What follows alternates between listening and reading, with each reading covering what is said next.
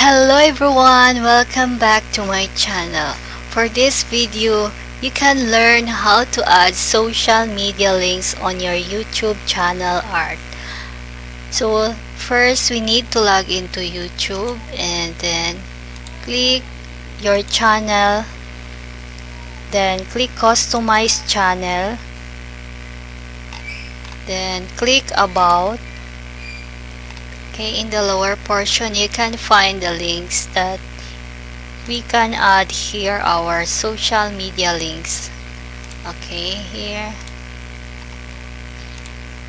Okay, just copy the URL of your social media account.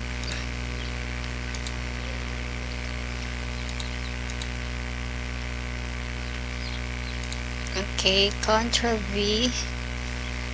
Okay, I need to add my YouTube channel. Okay,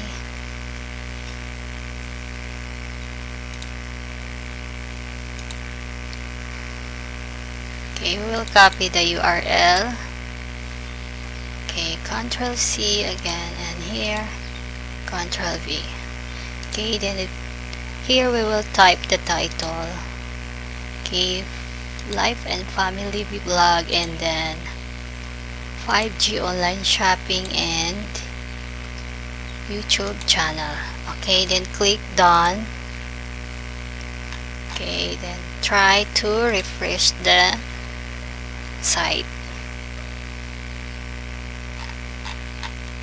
Okay, then we'll try to view the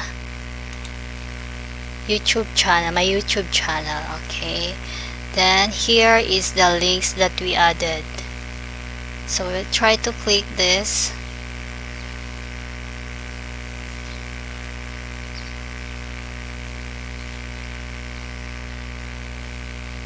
So it will open. Okay, another link here.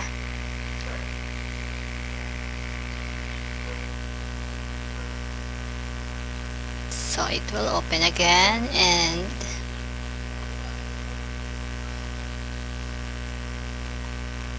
okay, I will try to click this YouTube link. So it will open your YouTube channel